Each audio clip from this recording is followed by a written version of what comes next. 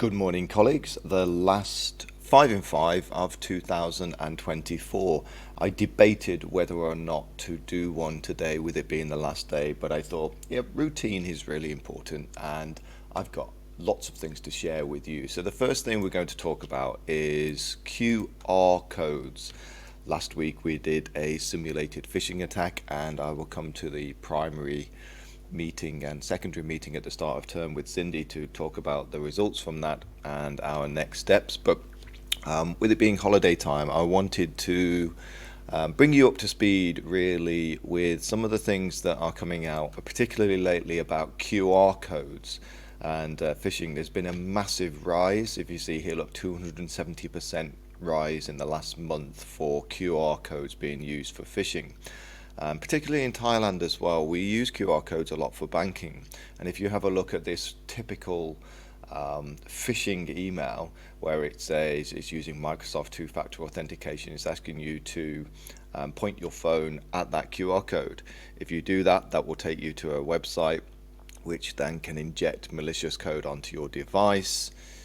This is the way that they're moving in that particular direction. So just to let you know, just be hyper aware of QR codes, quick response codes. That's the new sort of way in. We as a school will not be sending these things out, so if you see them, just right click report as phishing and it will be deleted. And if you're not sure, you can contact helpdesk@patna.ac.th. Do not forward the email. You can take a screenshot of it, but don't forward it, because then that just propagates the whole phishing campaign. Okay, second for me is live captions. Last time I looked at accessibility, I clicked on here, look, click on accessibility, and I didn't have time to talk about narrator. When you switch on narrator, you get this button here, and in fact it wasn't narrator, I made a mistake. Exiting narrator. Let me just exit narrator. It was live captions. There we go, live captions. And you get this bar across the top, look, and I can switch on the microphone. So here, look, I do want to filter profanity, but I can include the microphone. And what happens then, as you are talking, you get the text appear across the top, and away you go. So live captions on anything you say. Let's get rid of that. That's number 2. My third one, I've never seen this before, and I think it's probably been there all of the time, but just sometimes you just don't see the wood for the trees. When you right click on a document, you can get the option to send. Here, look, and if I just zoom in, you can see this, look, it says share. And if I click on that, so right click and share, I get these options now, and I'm sure I've never seen this before, but I can then just say, right, okay, I can send it to the people that I've most recently communicated with, or I can choose Outlook and choose a person, let's say Cheryl. I'm not going to click that because then Cheryl will receive that document. That's how quick it is. So don't launch Outlook and then drag the file into the email. You can just right click on the documents in the desktop and share it within Teams or Outlook or any other of those platforms. Really useful. Third for me, very quick,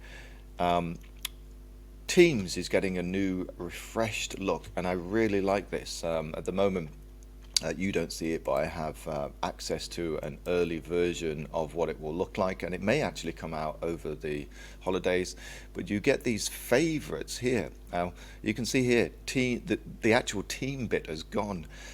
What it does, it consolidates all of the chats and all of the teams into one window, and then if you have a team that you want to favorite, you can just drag that team into your favorites, and you can then combine both the Teams channels and the chats. It's going to be really useful because it will stop you having to dance between chats and channels all of the time when it comes to communicating and collaborating. So look out for that. That's going to appear. It's sort of like a global release is occurring at the moment. Lastly for me, just want to quickly check the time. Quick update on the time in terms of, I can't see my button for recording. Here it is, look, how long have I got? Okay, 20 seconds. In the new Outlook, there's 2 functions which are really great. When you right click on an email and forward the email, where's the forward? Well, let's say I'm going to reply all. Let's reply all to these people. Yeah, I think I'll stop there now anyway and leave it as it is. I'll do that one next time. Have a fantastic holiday, everybody. Take care. Bye bye.